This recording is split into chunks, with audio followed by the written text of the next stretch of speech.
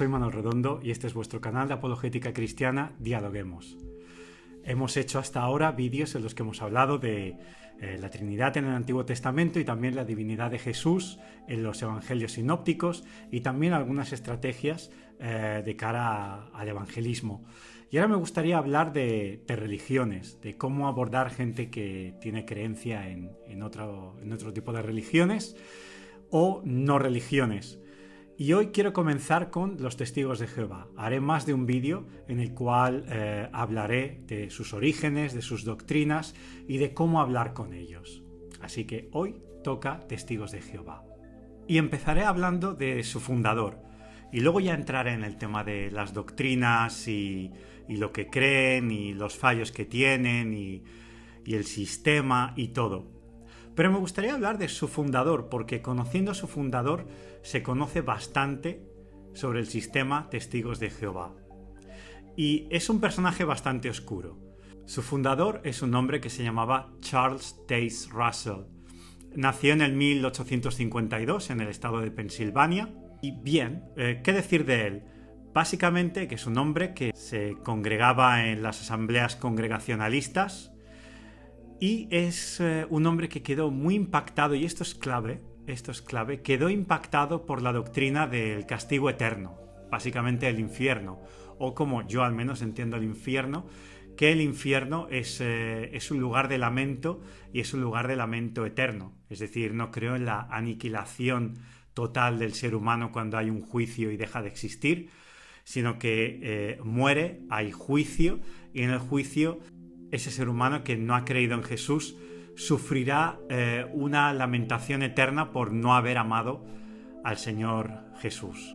Y digo esto porque sabiendo esto, sabemos luego cómo se ramifica y cómo se expande todas las creencias de los testigos de Jehová, porque básicamente casi todo es una especie de justificación de por qué intentamos, me refiero pensando como uno de ellos, abordar y solidificar el hecho de que el alma no es eterna y de que el sacrificio vicario de Jesús nos salva de una muerte eterna.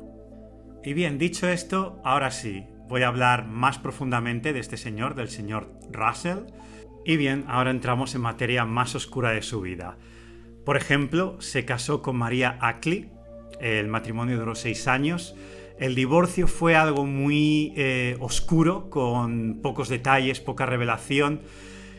Ocurrió en el 1881-1882 y María Ackley se llevó una litigación, un premio, digamos, de unos $6,000 de aquella época, es decir, es muchísimo dinero, a cambio de su silencio. Luego ella reveló que una de las razones por las que se divorció fue por el hecho de que empezó a descubrir los negocios turbios de su marido al abrir la editorial Atalaya, Watchtower, como la conocemos, como se conoce en inglés.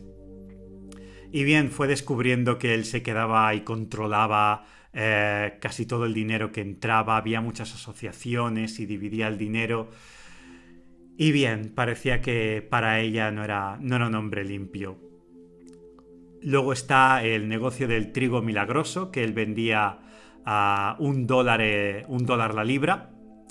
Él prometió que era un trigo especial, bendecido por Dios, el cual crecía 5 veces más que el resto del trigo normal. Bien, no se descubrió que fuera especial. Él ahí hizo su super negocio. Y bueno, lo que voy a decir ahora es algo que aparece y pondré algunos links más abajo donde podéis ver la información con más detalle y evidencias, por supuesto, no solo mi palabra, porque no estoy dando mi opinión, sino estoy dando información que hay disponible. Eso sale en el periódico The Brooklyn Daily Eagle. Y bien, una persona hizo un seguimiento exhaustivo de las misiones del señor Russell y no tenían sentido, eran imposibles. Por ejemplo, su gira en Japón. Esto fue en 1913, concretamente un domingo. Él llega un domingo a Tokio, predica, luego al día siguiente va a Kobe, a la ciudad de Kobe en Japón, y luego de ahí, de Kobe, llega el martes a predicar en China. Estamos hablando del 1913. Si ya es difícil hacer estas cosas hoy en día en el 2022, con todos los aviones que tenemos, la gran infraestructura de la que disponemos para llegar a sitios tan remotos, y aún así es poco factible tener ese estilo de vida hoy día, llegar un domingo a Tokio, lunes a Kobe y llegar el martes a predicar a China. Imaginaos en el año 1913. Y bien, quien hacía este seguimiento y denunció estas cosas fue el reverendo J.J. Ross.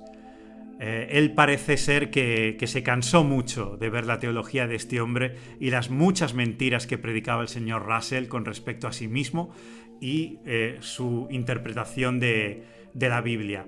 Concretamente, el reverendo J.J. Ross denunció al señor Russell por proclamarse a sí mismo pastor, teólogo y muchas cosas, sin haber pertenecido a ninguna iglesia en concreto y que ningún otro ministro lo haya proclamado o lo haya ungido o bendecido como ministro para el Señor, como iglesia o persona importante en el mundo eclesial. Se lo hizo él solo. Es más, el señor Russell se llamó a sí mismo académico y se descubrió que dejó la escuela pública a los 13 años. Fue a un juicio, esto al parecer el señor Ross lo declaró y como he dicho hay pruebas y hay link para ello.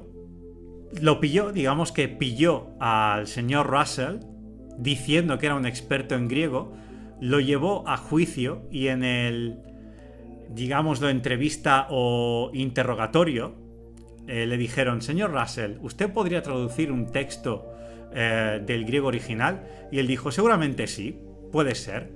Le dijeron: ¿está seguro que hoy podría usted traducir un texto del griego al inglés? Y dijo: bueno, no lo sé, tal vez. Bueno, total, con todas esas preguntas al final empezó a dar largas, que no entendía, le enseñaron un texto, no lo pudo traducir, al final le enseñaron el alfabeto griego y no sabía ni el alfa, ni la beta, ni el omega. Y le volvieron a preguntar: ¿realmente, señor Russell, sabe usted griego? Y tuvo que decir: no, no sé griego. ¿Hay pruebas de ello? ¿Por qué doy toda esta información? Es importante porque los testigos de Jehová muchas veces fardan de su conocimiento del griego, del hebreo y de cómo justifican su teología basada en los textos originales. Pero de hecho ya empieza mal. Cuando un testigo de Jehová venga alardeando de su griego y de su hebreo, es bueno decirles que su teología ha sido fundada por un hombre el cual no tenía ni papa, ni idea, ni la más remota idea de griego ni de hebreo. Es más, todo este alarde y fanfarronería con respecto a lo expertos que ellos son, los testigos de Jehová, con respecto a sus académicos en hebreo y en griego, ellos hicieron su traducción de la Biblia, la cual se llama New World Translation, la hicieron allá por el 1950 y es, bueno, vale la pena hacer un vídeo bien largo solo de la manipulación de la palabra de Dios que ellos han hecho al hacer esta traducción. Pero bien, basándonos en el concepto de alarde, fanfarronería y arrogancia que ellos tienen, que se atrevieron a hacer una traducción con sus grandes académicos y expertos, el que fue en aquella época vicepresidente de la editorial Atalaya, Frederick Franz, hizo, cómo no, alarde de que ellos tienen a los mejores académicos, teólogos, expertos en griego antiguo, en hebreo antiguo, bla, bla, bla. Bien, le pasó lo mismo al señor Franz. Hubo un interrogatorio, le empezaron a decir si él sería capaz de traducir un texto del hebreo al inglés. Dijo, bueno, tal vez. Al final no pudo y tuvo que acabar reconociendo que ni el alfabeto y que no era capaz de traducir Génesis 2.4. Y bien, estos son los fundadores de lo que conocemos como testigos de Jehová. Estafadores, básicamente estafadores. Gente que se autoproclamó teólogos, que se autoproclamó expertos en griego y en hebreo y no lo eran, pero ni remotamente, ni de lejos. Y esa es la piedra angular, esas son las bases de las doctrinas de los testigos de Jehová. Básicamente personas, no voy a usar una expresión muy dura, pero ignorantes. Ignorantes en el tema de teología y sobre todo a la hora de traducir los idiomas originales al inglés. He de decir que en algunas ocasiones, cuando tengo conversaciones con ellos y hacen alarde o pretenden convencerme de conocimientos en griego y en hebreo, y no quieren reconocer, por ejemplo, cosas que yo les digo sobre el griego o el hebreo y ellos están equivocados, si no salen de su círculo, de su ciclo vicioso, les acabo diciendo, bueno, pues como Russell, ¿sabéis? Que mintió en el juicio y se descubrió que ni papa de griego ni de teología, ni apoyado por otros creyentes que sí eran expertos en teología. Pero normalmente voy primero a las doctrinas y a los fundamentos. Y bien, dicho esto, quisiera hablar de las doctrinas de los testigos de Jehová. Básicamente voy a resumir las más importantes que creo que son claves a la hora de dialogar con ellos. No creen que Dios sea trino. No creen que Jesús es Dios o el creador. Ellos creen que Jesús es la primera creación, el primer ser creado y el más majestuoso, el mejor de todos. Pero es creado, no el creador. Ellos consideran que Jesús es un Dios, y ya abordaremos esto. Pero no Jehová. Jehová solo es el Padre. Para ellos el Espíritu Santo es una fuerza, es la fuerza de Dios, pero no una persona, es el poder que Dios usa, es como una especie de técnica, de técnica que Dios tiene para hacer cosas, pero no una persona. No creen en la resurrección corpórea, en que resucitaremos con cuerpo. De hecho, ellos creen que Jesús no ha ido al cielo en forma física, sino con una forma espiritual, etérea, digamos. Él resucitó con un cuerpo físico, pero solo para dar testimonio a los suyos, a sus discípulos. Hablaremos de ello, porque tiene tela. Bien, no creen, como he dicho antes, en la condenación eterna. Esto está muy ligado y conectado a todo lo que acabo de decir hasta ahora. Y bien, luego tienen cosas muy raras, como que el reino de Jesús empezó a instalarse en el 1914, que la idea que ellos tienen de los 144.000 son 144.000 elegidos reinando en el cielo en la presencia de Jehová Padre, Jesús, pero no con el resto de la humanidad que va a ser salva. Y por supuesto, también no creen en el sacrificio vicario o la propiciación que ocurrió en la cruz. Es decir, ellos creen que la salvación es algo que Dios hace, pero no de forma completa. Como que Dios en la cruz hizo el 50 o 75% de la obra redentora y el resto lo ha de poner uno. Y bien, estas son las doctrinas. Como he dicho, hay muchas más que se pueden abordar, pero yo creo que estas son clave y suficiente para hablar con ellos. Es más, prefiero dejar las cosas resumidas porque si no uno podría darle vueltas. Especialmente ellos son expertos a la hora de abordar y venir con muchas cosas, y de esta forma uno se olvida de la línea argumental o un argumento el cual se ha de definir y terminar y concluir. Es decir, veamos la técnica que ellos hacen. Explico esta técnica porque explicando esta técnica podemos ser más espabilados a la hora de hablar con ellos. Es válida para cualquier tipo de personas. También los musulmanes lo hacen mucho. ¿Qué quiero decir con esto? Que, por ejemplo, si estáis hablando con uno de ellos y defendiendo la divinidad de Jesús, de que Jesús es Jehová, es tan Dios como lo es el Padre, y estáis argumentando esto, es como si estuvierais en un tren que está en una vía y que tiene que llegar a un destino, a una estación. Imaginaos estas estaciones donde la vía se acaba y el tren llega a su final, a su pico final. Eso es lo que uno quiere hacer y es lo que es correcto. Ellos lo que hacen es, pues sabéis, las desviaciones que aparece en una vía de tren que te llevan para otros sitios, y ellos te sacan temas diferentes, cosas diferentes, preguntas diferentes, desafíos diferentes.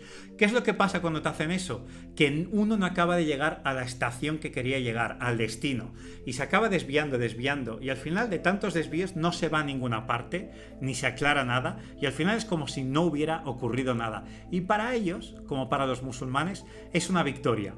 Mientras tú no hayas destruido su religión, eso ya está bien. Este es mi consejo. A la hora de hablar con ellos, cuando abordéis un tema, llevadlo hasta el final. Y si os vienen con cosas diferentes, preguntas, desafíos diferentes, otros comentarios, cambios, lo que sea, no, olvidaos, decirles, vale, ahora te responderé a esto, pero sigue, lo que te acabo de decir, ¿qué crees? O basado en este texto, venga, respóndeme esto. Esto es lo mejor que se puede hacer. Y bien, este ha sido un vídeo introductorio, una introducción a lo que son los testigos de Jehová. Entonces en los próximos vídeos desarrollaré cómo combatir estas doctrinas que ellos tienen. Hoy hemos aprendido sus orígenes, cómo combatir el fundador de lo que conocemos como testigos de Jehová, Charles Taze Russell, y también qué estrategias desarrollar con ellos. Espero que esto haya sido suficiente.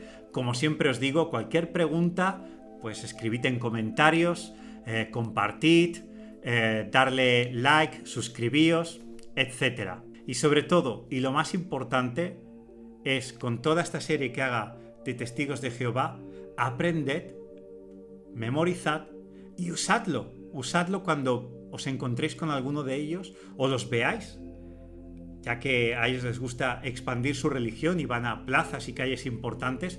Cuando los veáis, usadlo. Usadlo. Eso es lo que más deseo a la hora de hacer estos vídeos. Que uséis esta información para la gloria y la expansión del reino de Jesús. Nos vemos aquí, en Dialoguemos.